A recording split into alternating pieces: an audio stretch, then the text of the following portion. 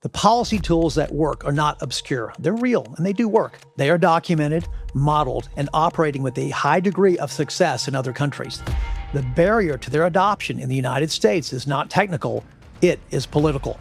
And specifically, it is the sustained, well-funded political opposition of the industries that profit from the current system.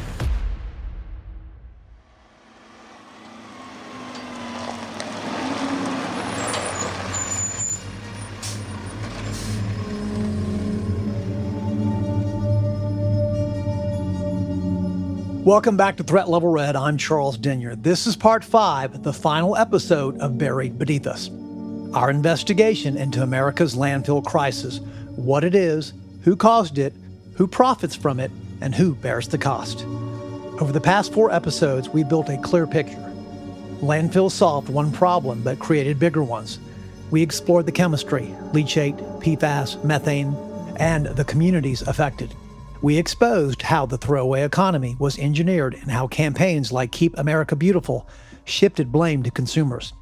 And we examined the regulatory system, Resource Conservation and Recovery Act, Environmental Protection Agency, and state oversight, revealing the gap between public health goals and real-world outcomes.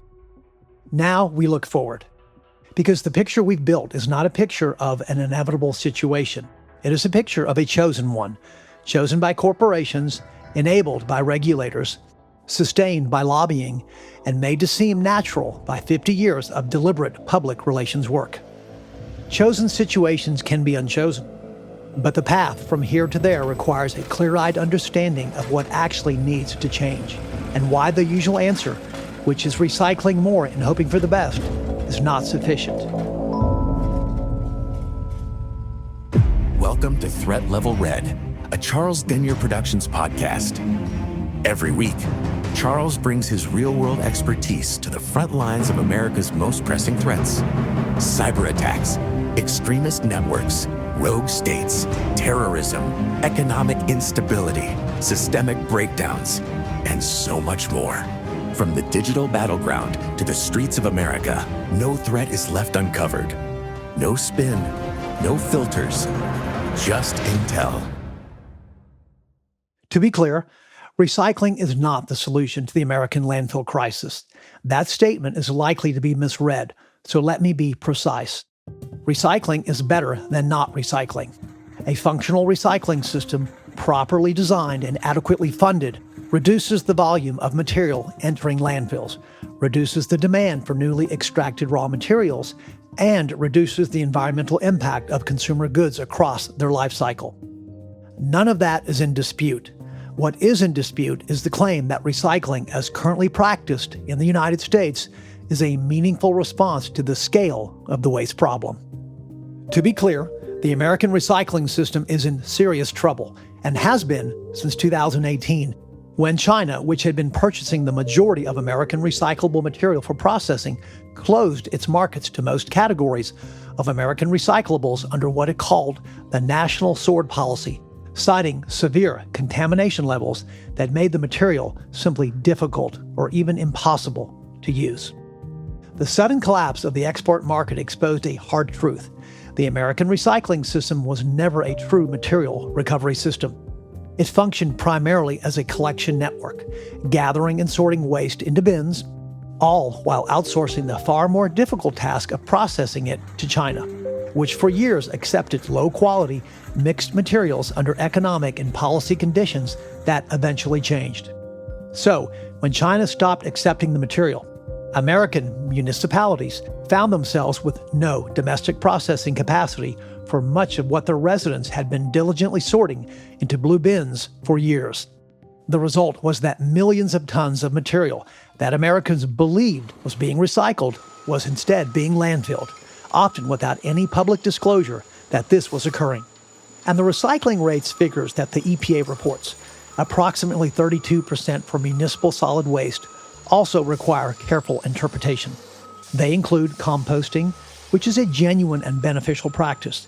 They count recycling of industrial and commercial waste, which is often economically driven and more reliable than household recycling.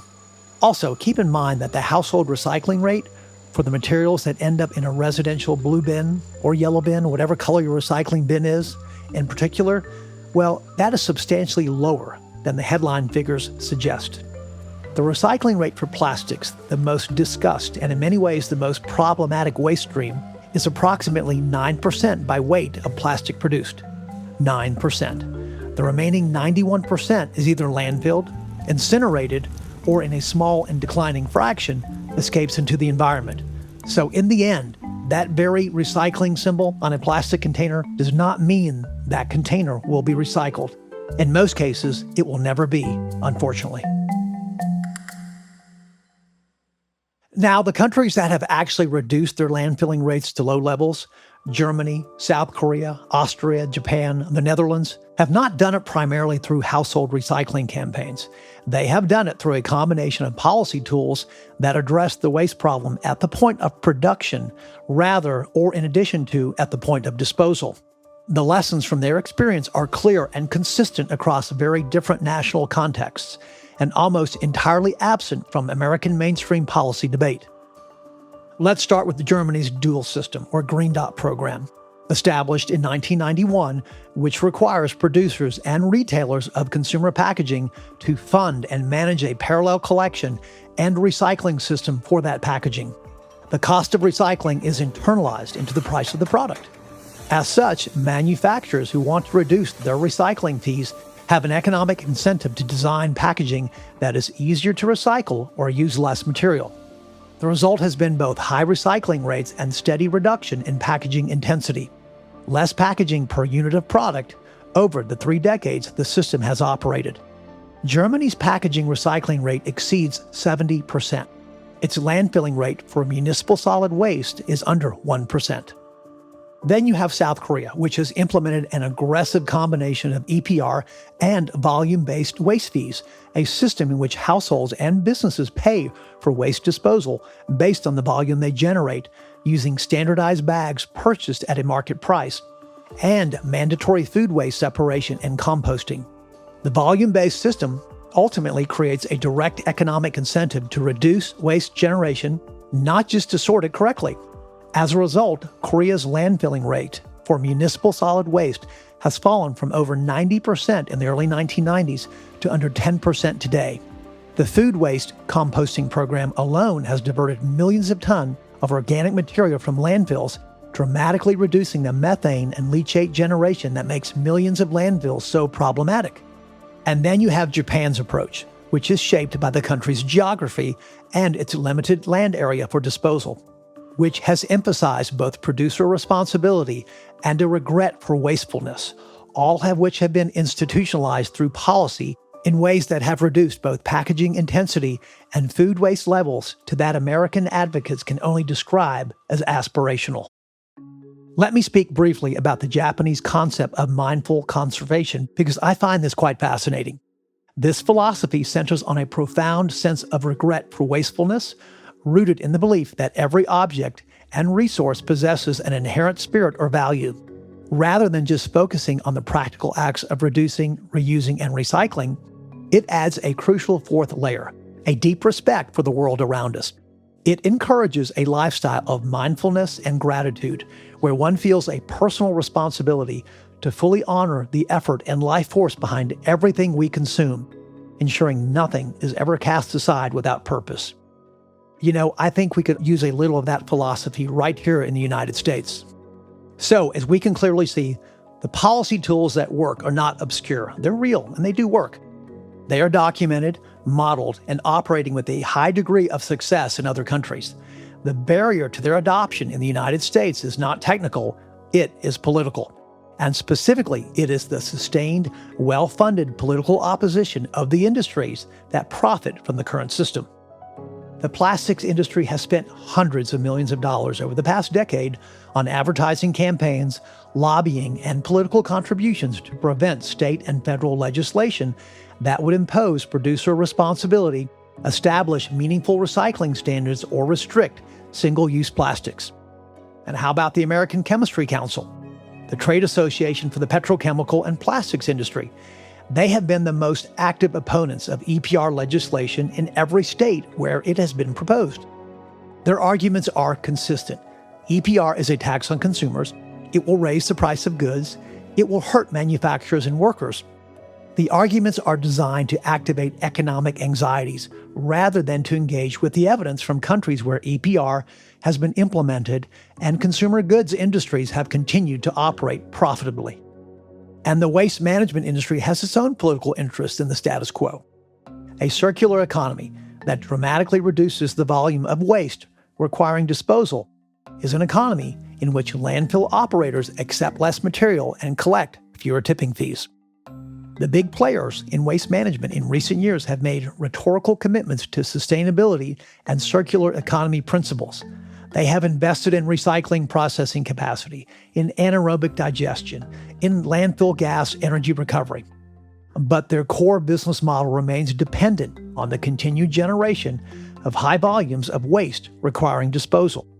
Therefore, the incentives to support policies that would genuinely reduce that volume is structurally limited, to say the least. Look, any serious path forward on landfill policy has to grapple with environmental justice at its center, not as an afterthought.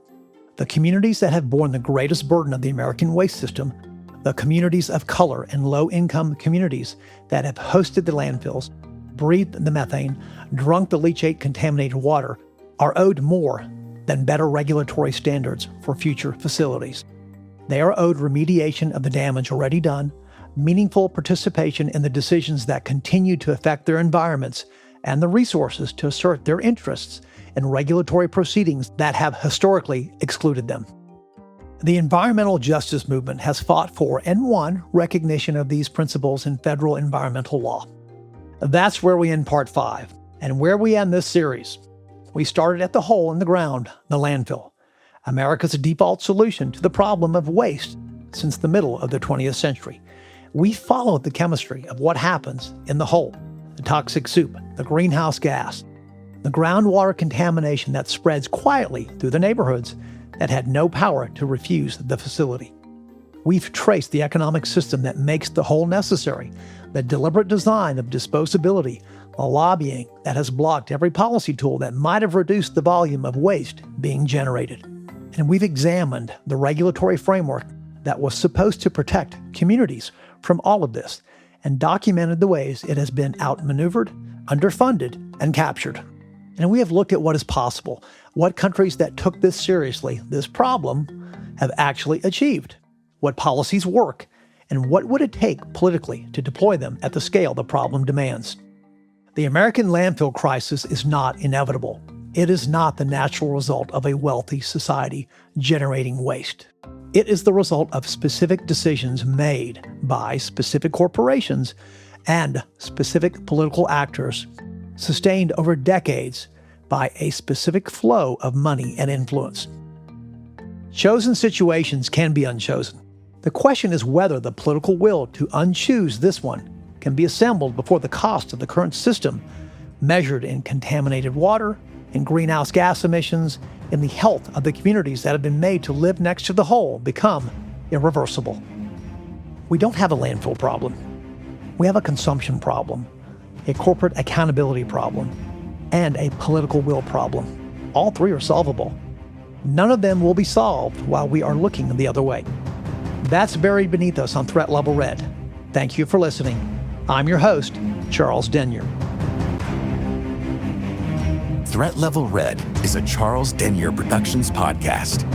For more information, visit charlesdenyer.com to learn more about current and upcoming podcasts and episodes, current and future book publications, professional services offered by Charles, and much more. All opinions expressed are those of the host and do not reflect the official positions of any government agency, military branch, or national security organization.